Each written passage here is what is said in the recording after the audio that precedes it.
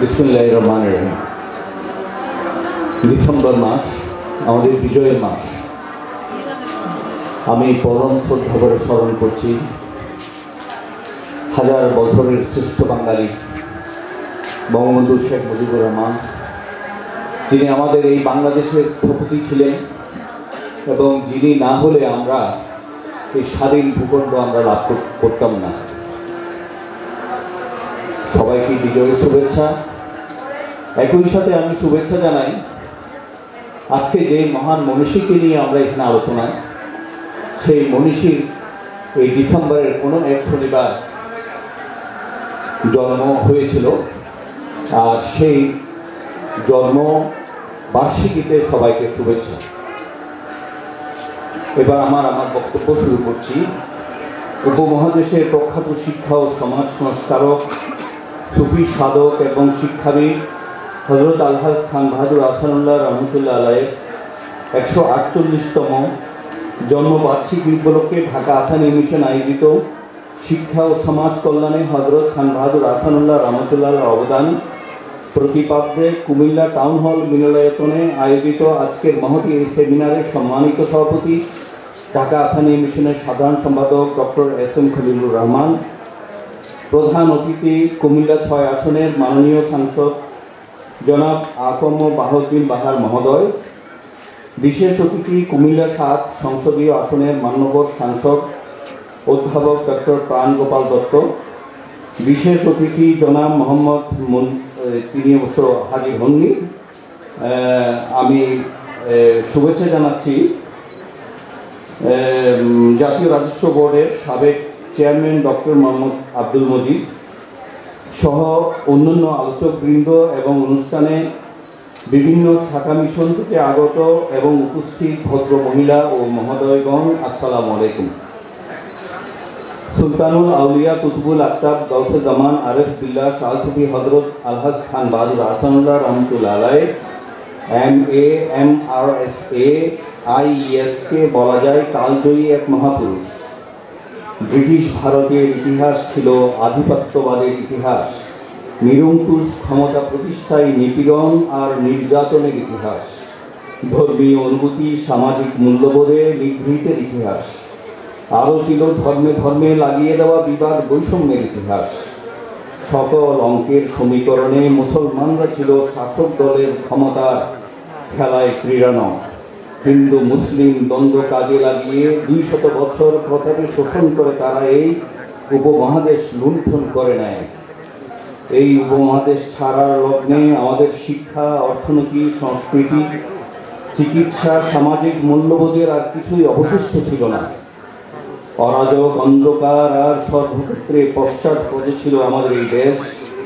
নিত্য জরা ব্যাধি আর দুর্ভিক্ষের মহামারীর দেশ ছিল এই বঙ্গদেশ। এমনই যখন চিত্র, এমনই যখন পারিপার্শ্বিকতা, ঠিক এমনই এক ক্রান্তি লগ্নে 1873 সনের ডিসেম্বরের কোনো এক শনিবার প্রত্যুষে সাতক্ষীরার নলতা গ্রামে এই ক্ষণজন্মা মহাপুরুষ জন্মগ্রহণ করেন। বয়স 5 বৎসর পূর্ণ না হতেই প্রাথমিক শিক্ষা শুরু হয়। অতঃপর নলতা মধ্য ইংরেজি বিদ্যালয়, Taki government high school, Bhowanipore LMS institution, Calcutta London mission society হয়ে 1890 সালে বৃত্তি সহকারে এন্ট্রান্স পরীক্ষায় উত্তীর্ণ হন। হুগলি কলেজ থেকে 1892 সালে FA অর্থাৎ বর্তমান IA পরীক্ষায় সফলতার সাথে পাশ করেন ও পুনরায় বৃত্তি লাভ করেন। 1894 সালে কলকাতা প্রেসিডেন্সি কলেজ থেকে BA এবং পরের বছর 1895 সালে একই কলেজ থেকে দর্শন শাস্ত্রে MA ডিগ্রি লাভ করেন।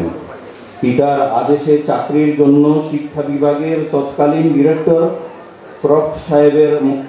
ক্রফট সাহেবের সাথে সাক্ষাৎ করলে তিনি তাকে রাজশাহী কলেজ স্কুলের সুপার নিউমেরারি টিচার পদে মাসিক 50 টাকা বেতনের সাময়িক নিয়োগ প্রদান করেন।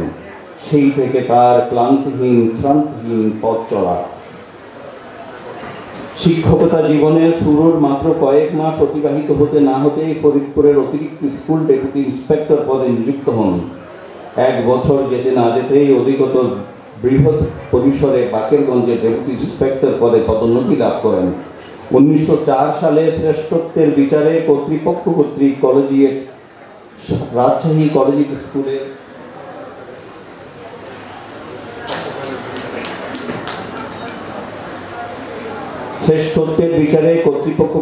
রাজশাহী কলেজিয়েট স্কুলের প্রথম মুসলিম প্রধান শিক্ষক পদে নিযুক্ত হন।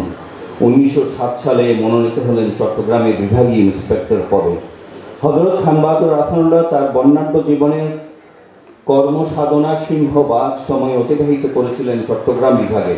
তিনি ছিলেন খোদা মনোনীত বেহেশতি জ্যোতির্ময় একজন মহামানব, মহান ব্যক্তিত্ব, যার হৃদয় জুড়ে ছিল অদম্য প্রেম, ভালোবাসা, মানব কল্যাণের জন্য অফুরান প্রাণশক্তি।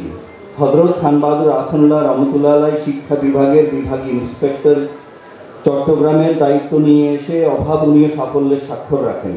17 বছর সময়কাল নতুন 18টি শিক্ষা প্রতিষ্ঠান তৈরি, বিদ্যমান স্কুল, কলেজ ও মাদ্রাসা প্রতিষ্ঠানসমূহের অবয়ব ও ষষ্ঠ বৃদ্ধি ও সরকারি মঞ্জুরি লাভ, শিক্ষা কার্যক্রমের সার্বিক মানোন্নয়ন ও নিবিড় পর্যবেক্ষণ ও পরিচর্যা, শিক্ষা গ্রহণের সুবিধার্থে বহু স্থানে মুসলিম ও হিন্দু ছাত্রাবাসের তৈরি এবং ছাত্রীবাস নির্মাণের প্রতি বিশেষ নজর দিয়েছিলেন।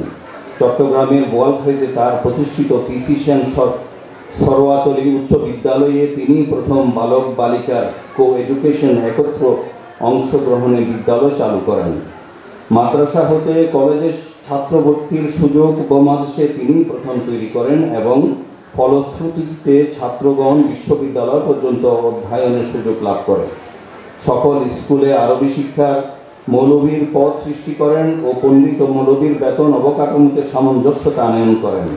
পরীক্ষার খাতায় পরীক্ষার্থীর নামের পরিবর্তে রোল নম্বর লেখার পদ্ধতি চালু করে তিনি প্রথম শিক্ষায় চিরায়ত সাম্প্রদায়িক বৈষম্য সফলভাবে রহিত করেন। ব্যাপক শিক্ষা সংস্কারের স্বীকৃতিস্বরূপ 1911 সালে ব্রিটিশ সরকার কর্তৃক খান বাহাদুর উপাধি লাভ করেন। একই বছর royal society for encouragement of arts, manufacturers and কমার্সের সদস্যপদ লাভ করেন।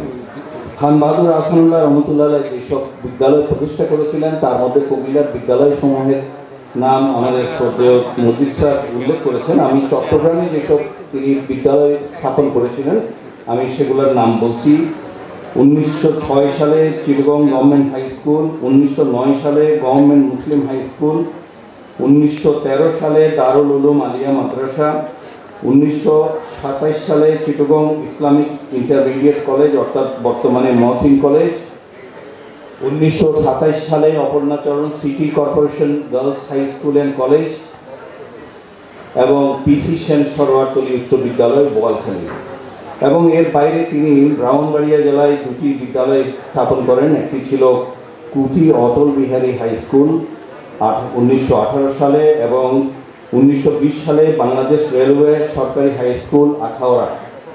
চট্টগ্রামে তার দায়িত্ব পালনকালীন সময়ে হিন্দু মুসলিম সকলের সাথে তার আচরণ ছিল অত্যন্ত সৌহার্দ্যপূর্ণ। শিক্ষায় ধর্মীয় বৈষম্যের কোনো সুযোগ তিনি রাখেননি, ফলে উভয় সম্প্রদায়ে তার কদর ও গ্রহণযোগ্যতার অভাব ছিল না। সকলের সাথে ছিল বন্ধুত্বপূর্ণ সম্পর্ক। চট্টগ্রামে তার মতো এত দীর্ঘ সময় ধরে ইন্সপেক্টরের দায়িত্ব পূর্বে কেউ লাভ করেন না, ফলে সকলের সাথে সম্প্রীতি, সৌহার্দ্য, বন্ধুত্ব তৈরি ও অনেক বেশি কাজ করার সুযোগ তিনি পেয়েছিলেন। হিন্দু মুসলমানের অনেকে তাকে চট্টগ্রামেরই বাসিন্দা মনে করত। হযরত খান বাহাদুর আহসানুল্লাহ রহমতুল্লাহ আলাইহি উপলব্ধি করেছিলেন শিক্ষা সংস্কৃতিতে বাংলাদেশের পিছিয়ে পড়া তৎকালীন দারিদ্র ক্লিষ্ট সমাজের অশিক্ষা, কুসংস্কার, ধর্মান্ধতা দূর করতে হলে জাতিকে শিক্ষিত করার কোনো বিকল্প নাই। তাই তিনি তার সমস্ত প্রতিভা নিয়োজিত করেছিলেন এই মহান পেশায়। শিক্ষাদানের ক্ষেত্রে তিনি শিক্ষকের প্রতিটি কর্তব্যের উপর গুরুত্ব আরোপ করেন, যেমন সুশিক্ষা, সুশাসন ও সুব্যবস্থা। সুশিক্ষা বিষয়ে তিনি লেখেন, মানসিক শক্তির পরিপুষ্টি শিক্ষার প্রধান লক্ষ্য। শিশুর মনোবৃত্তিগুলি এর রূপে পরিচালিত হইবে যে এই শক্তির ক্রমিক উন্নতি সাধিত হইতে পারে। যে শিক্ষা দ্বারা এই শক্তি পরিপুষ্ট না হয় তাহা প্রকৃত শিক্ষাবাচ্য নহে। শিক্ষা বিভাগীয় ইন্সপেক্টর পদে চাকরির সুবাদে দায়িত্ব নিয়ে চট্টগ্রামের প্রত্যন্ত অঞ্চল দফায় দফায় ঘুরে বেড়ানোর সুযোগ তিনি লাভ করেছিলেন। সমগ্র সর্বোচ্চ উৎকর্ষতায়, সর্বাধিক কর্মতৎপরতায়, সযত্ন দায়িত্বপরায়ণতায় একজন মানবের পক্ষে যে উচ্চতায় আরোহণের কথা পরম করুণাময় ইচ্ছায় তিনি সে পর্যন্ত পৌঁছতে সক্ষম হয়েছিলেন। কেননা উপমহাদেশের সমসাময়িক শিক্ষা, সংস্কৃতি, অর্থনৈতিক, রাজনৈতিক, ধর্মীয় ইত্যাদি প্রতিকূল আবহে মুসলিম পরিবারের একজন যুবকের পক্ষে একক চেষ্টায় শ্রেষ্ঠত্বের যে প্রমাণ তিনি দিয়েছিলেন তা অত্যন্ত বিরল। পেশাগত দায়িত্ব পালনে যখন যে স্থানে অবস্থান করেছেন সেই স্থানের আর্থসামাজিক পরিস্থিতিতে নিজের মেধা, সততার অমায়িক ব্যবহার, কঠোর পরিশ্রম আর ভালোবাসার মায়াবী পরশ দিয়ে সকলের মন জয় করেছেন। মোট কথা সত্যতায়, পবিত্রতায়, প্রেমিকতায়, চিন্তায়, সততায়, একনিষ্ঠ কর্মে এবং প্রতিশ্রুতি পালনে যেমন সরকারের সুদৃষ্টিতে ছিলেন, তদ্রূপ আচরণ ও মায়া ভালোবাসায় পারিপার্শ্বিক সকল ধর্মের জনসাধারণের অত্যন্ত প্রিয়ভাজন ছিলেন। সৃষ্টির প্রতি পরমাণুতে তিনি মাহব্বের বিদ্যমানতা উপলব্ধি করতেন। মানবের কল্যাণের জন্য যে তাবৎ সৃষ্টিকুলের নিখুঁত সৃষ্টি, তার জন্য তিনি বিশ্বস্রষ্টার দরবারে প্রতি মুহূর্তে শুকরিয়া জ্ঞাপন করতেন। সম্পদে বিপদে কখনো খোদার স্মরণ সন্তুষ্টি থেকে বিস্তৃত হন না। চট্টগ্রামের প্রকৃতি পরিবেশ তিনি তন্ময়তা অনুভব করতেন। চট্টগ্রামে যত উচ্চস্থানীয় ওলি আল্লাহর রওজা শরীফ রয়েছে তার প্রতিটি দরবারে তিনি হাজিরা দিতেন এবং বিশেষ ভক্তি সহকারে জিয়ারত পেশ করতেন। বহুমুখী প্রতিভার অধিকারী, তীক্ষ্ণ মেধা, ঐশী শক্তি সম্পন্ন, বিচক্ষণ বিশ্লেষক, মানব দরদী, সমাজ কল্যাণকামী হযরত খান বাহাদুর আহসানুল্লাহ তার পরিচ্ছন্ন উদার ধর্ম ও সমাজ চিন্তার আলোকে আর্থ মানবতার কল্যাণে 1935 সালে সাতক্ষীরা জেলার স্বীয় জন্মভূমি নওতা গ্রামে আসানি মিশন প্রতিষ্ঠা করেন। আসানি মিশনের মূল উদ্দেশ্য স্রষ্টার ইবাদত ও সৃষ্টির সেবা। হযরত খান বাহাদুর আহসানুল্লাহ রহমতুল্লাহ আলাইহির উল্লেখযোগ্য কর্ম প্রচেষ্টাগুলি একত্রিত হয়েছে আসানি মিশনের মাধ্যমে। মিশনে হচ্ছে তার সমগ্র সত্তার অনন্ত বাহন। আসানি মিশন প্রতিষ্ঠা তার জীবনের লক্ষ্য উদ্দেশ্যের প্রাতিষ্ঠানিক রূপ। অসাম্প্রদায়িক চেতনার, সুফি এবং বহুমুখী প্রতিভার অধিকারী হযরত খান বাহাদুর আহসানুল্লাহ রহমতুল্লাহ প্রতিভা বিকাশে ও সত্যের সন্ধানে কোনো ধর্মীয় বেরির প্রতিবন্ধকতা গ্রাহ্য করেন নাই। বস্তুত তিনি রামকৃষ্ণ মিশনের আদর্শে অনুপ্রাণিত হয়ে আসানি মিশন প্রতিষ্ঠার ধারণা লাভ করেন। এতদ বিষয়ে তার রচনা আমার শিক্ষা ও দীক্ষা পুস্তকের আসানি মিশন চ্যাপ্টারে লিখেন, এখানে রামকৃষ্ণ মিশনের কথা উল্লেখযোগ্য। দুস্থের সেবা করাই উক্ত মিশনের লক্ষ্য। ইহার দ্বারা কত স্থানে হাসপাতাল, শিক্ষা, মন্দির, পান্থশালা প্রস্তুত হইতেছে, আর আমরা নিজের সেবায় দিবারাত্র ব্যস্ত। মুসলিম সমাজে এই অভাব দেখিয়া আসানি মিশন নামে একটি সমিতি গঠন করা হইয়াছে। অপরের খেদমত করাই ইহার উদ্দেশ্য। অন্য উদ্দেশ্য হইতেছে ভ্রাতৃত্ব স্থাপন, দুঃখীর অভাব নিবারণ, শিশু ও বয়স্কদিগের দিনিয়াত শিক্ষাদান। হযরত খান বাহাদুর আহসানুল্লাহ রহমতুল্লাহ আলাইহির সাধনার মূলে ছিল মহব্বত, মায়া আর ভালোবাসা। সামগ্রিক জীবন দর্শন ছিল বিশ্বজগৎকে ভেস্তে রূপান্তর। সুফি তত্ত্বের অনেক বড় সাধক, মহান মনীষী মানুষের ধর্মে বর্ণে কখনো বৈষম্য দেখেন নাই। চর্চা করে গেছেন সাম্য আর মানবতা। তার সারাটি জীবন উৎসর্গ করেছেন জগতের সামগ্রিক কল্যাণ কামনায় এবং তদরুণ কর্মসাধনায়। মহব্বত ফেল করে বেরিয়েছেন মানুষের দুয়ারে দুয়ারে। শরীয়ত, তরিকত, তাসাউফ ও সুফি দর্শনের সুদৃঢ় ভিত্তির উপর প্রতিষ্ঠিত তার অবস্থান। জীবনের শেষ দিন পর্যন্ত কর্মকেই ব্রত করেছিলেন। মিশন সমূহের উন্নতি ও মানব সেবার ব্যক্তি ছিল তার সকল কর্মসাধনার কেন্দ্রবিন্দু। মিশনের খেদমতে তিনি প্রচুর ঘুরে বেড়াতেন। পরলোক গমনের অল্প কিছু মাস আগেও তিনি হবিগঞ্জ, চট্টগ্রামে ব্যস্ত সময় পার করেছেন। সেই সময় চট্টগ্রাম ও হবিগঞ্জ থেকে নলতায় পাঠানো আলহাজ মোহাম্মদ আব্দুল জব্বার সহ অন্য ভক্তবৃন্দের লেখা চিঠিগুলি মিশন কার্যক্রম, ধর্মীয় আচার আয়োজন, শিক্ষা, চিকিৎসা সেবা ইত্যাদি বিষয়ে তার আকুলতার সাক্ষ্য বহন করে। মোট কথা 1929 সালে সরকার তাকে চাকরি থেকে অবসরে পাঠালেও তিনি নিজেকে কোনোদিন অবসর প্রদান করেন নাই। তিনি বলেন, শ্বেতকায় কৃষ্ণকায়ে প্রভেদ দেখি না, ছোট বড় বুঝি না, সবাই শক্তিময় দয়াময় প্রেমময় স্রষ্টার সৃষ্টি, সবারই মধ্যে তাহার দান, তাহার নূর, তাহার এহসান বর্তমান। তাহার অন্যতম বড় গুণ ছিল আত্মপ্রচার বিমুখতা। নিজেকে সকল সময় ক্ষুদ্র মনে করতেন ও বিলাসী জীবন পরিহার করে চলতেন, আর মানব সেবায় অকাতরে অর্থ ব্যয় করতেন। নিজেকে কখনো জাহির করেন নাই। সরকারি দায়িত্বে কত শিক্ষা প্রতিষ্ঠান, কত ছাত্রাবাস, কত মহাবিদ্যালয় প্রতিষ্ঠা করেছেন, শিক্ষায় কত সংস্কার এনেছেন, ঢাকা বিশ্ববিদ্যালয় প্রতিষ্ঠায় কত কি ভূমিকা রেখেছেন, কিন্তু কোনো কিছুর সাথে নিজের নামটি জড়িয়ে দুনিয়াতে স্মরণীয় হতে চান নাই। তিনি ছিলেন বাঙালির অহংকার এবং সমকালীন আলোকিত একজন অপূর্ব বিনয়ী মানুষ। তিনি তার কর্মের মাধ্যমে আমাদের মাঝে বেঁচে আছেন, বেঁচে থাকবেন অনন্তকাল। আপনাদের সবাইকে ধন্যবাদ। আমি একটু বেশি সময় নিয়ে নেওয়ার জন্য দুঃখিত। আসসালামু আলাইকুম।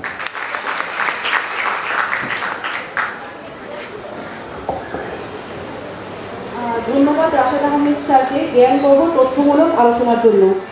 এখন আমি বিশেষভাবে অনুরোধ জানাচ্ছি বীর মুক্তিযুদ্ধ অধ্যাপক ডাক্তার প্রাণকুমার দত্ত স্যারকে মঞ্চে আসার জন্য।